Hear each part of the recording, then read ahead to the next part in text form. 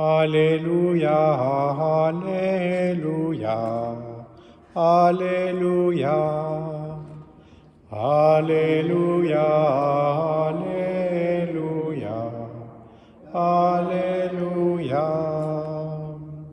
C'est moi qui vous ai choisi du milieu du monde, afin que vous alliez, que vous portiez du fruit, et que votre fruit demeure, dit le Seigneur.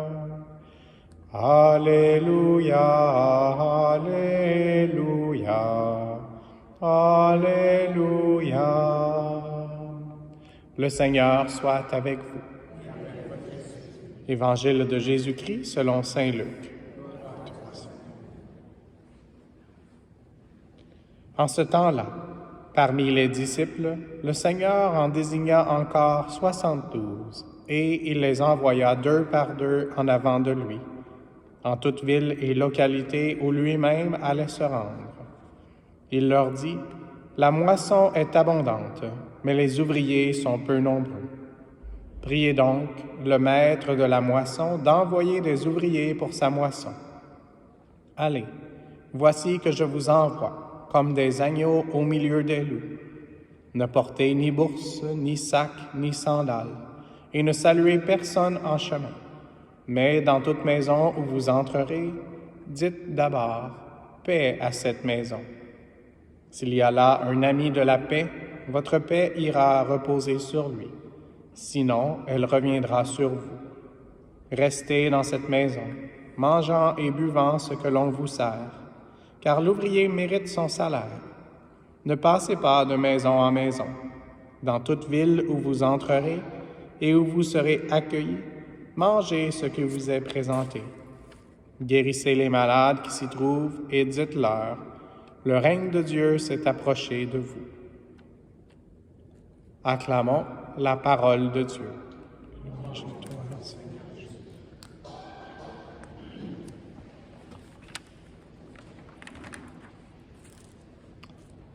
Aujourd'hui, en cette belle fête de Saint-Luc, c'était une bonne réflexion pour moi, pour me préparer aussi. Demain, on a notre groupe de RCI, ceux qui se préparent à recevoir les sacrements, et puis la façon dont le Père Kevin et moi voulons enseigner, c'est de les amener régulièrement ici, dans notre sanctuaire, et avec les statuts, essayer de comprendre un peu plus les mystères du Seigneur. Et donc, alors que je lisais Saint Luc, cet évangile, je pensais aussi pas seulement à l'évangile qu'il a écrit, mais au 2e livre. Donc, Saint Jean a aussi écrit des lettres même. Il a écrit l'évangile de Saint Jean, et puis il a écrit aussi l'Apocalypse, donc le dernier livre de la Bible. Et Saint Luc, lui, a écrit et l'évangile et les actes des apôtres. Et donc, c'est quoi le dernier chapitre des Actes des Apôtres? C'est celui qui doit encore s'écrire par notre vie. Et donc, on doit encore continuer de demander à l'Esprit Saint, qui a déjà, Saint Luc avait parlé de la naissance de Jésus-Christ. C'est lui qui a la narration de l'enfance. C'est lui qui a aussi décrit l'enfance de l'Église, la fondation de l'Église. Et d'une façon toute particulière, pour ces 2 naissances, la Sainte Vierge était très présente. Et donc, Saint Luc, on sait qu'il était un homme de science, un homme qui voulait les choses vraiment exactes.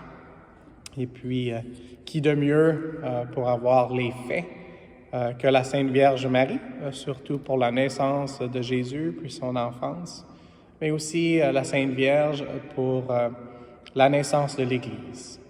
Et comme elle est notre mère, c'est elle qui connaît aussi bien les détails de notre naissance, mais aussi de la renaissance qu'on doit recevoir encore et encore. Alors demandons à l'Esprit Saint aujourd'hui d'une façon spéciale, avec l'intercession de la Sainte Vierge Marie et de Saint Luc, de nous aider à recevoir toutes les grâces du Seigneur pour qu'on puisse réécrire l'histoire qui est l'histoire du Seigneur lui-même, avec la lettre d'amour qu'il veut qu'on reçoive et qu'on propage, pas seulement dans nos écrits. Et moi, j'aime pas mon écriture à la main, donc j'écris plus à l'ordinateur.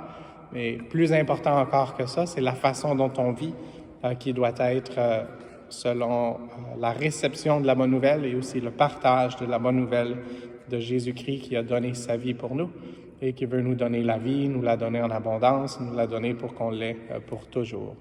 Alors, humblement et avec confiance, demandons de pouvoir participer à l'écriture de cette bonne nouvelle qui continue.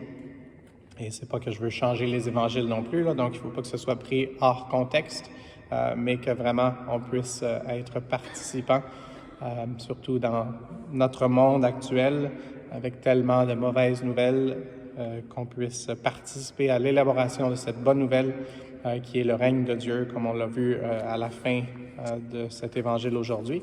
Le règne de Dieu s'est approché de vous. Et que la façon dont les autres puissent voir ça, c'est par nous-mêmes, recevoir le règne de Dieu, participer au règne de Dieu. Et c'est ça qu'on prie dans le Notre Père d'une façon spéciale aussi, que ton règne vienne, donc que de l'avoir reçu, les gens puissent voir quelque chose de différent, quelque chose de solide, quelque chose qui est le Seigneur lui-même, qui est notre rocher, qui est notre refuge, et puis qu'avec Saint Luc, avec la Vierge Marie et avec tous les saints, nous puissions participer à être des missionnaires. Je vais juste terminer avec, dans les confessions que j'ai faites récemment, souvent je demandais la question « Qui est votre saint préféré? » Donc ici, on a des gens avec qui on chemine et aujourd'hui, dans l'Évangile, les gens étaient envoyés 2 par 2. Mais nous aussi, on a des amis, des amis de la paix qui sont dans la Jérusalem céleste, la cité de la paix céleste, qui prient pour nous. Alors peut-être que, alors qu'on s'approche du mois de novembre, du 1er avec tous les saints, qu'on peut demander au Seigneur de nous révéler qui est cette personne qui chemine avec nous du ciel, afin que nous puissions vraiment être épaulés. Et je ne le canoniserai pas, mais je dois dire que le Père Kevin est une bonne aide pour moi, comme on l'a entendu dans la première lecture aujourd'hui. Et donc, qu'on puisse être une aide les uns pour les autres, et puis qu'il y a un saint qui nous aide aussi. Puis il y en a plusieurs qui nous aident, mais qu'on puisse demander au Seigneur peut-être d'être plus conscient de cette réalité. Maman Marie, aide-nous aujourd'hui à recevoir la visite de ton Fils et ta visite qui nous prépare à recevoir Jésus, que nous allons recevoir dans la communion avec les saints, dans son corps et dans son sang. Amen.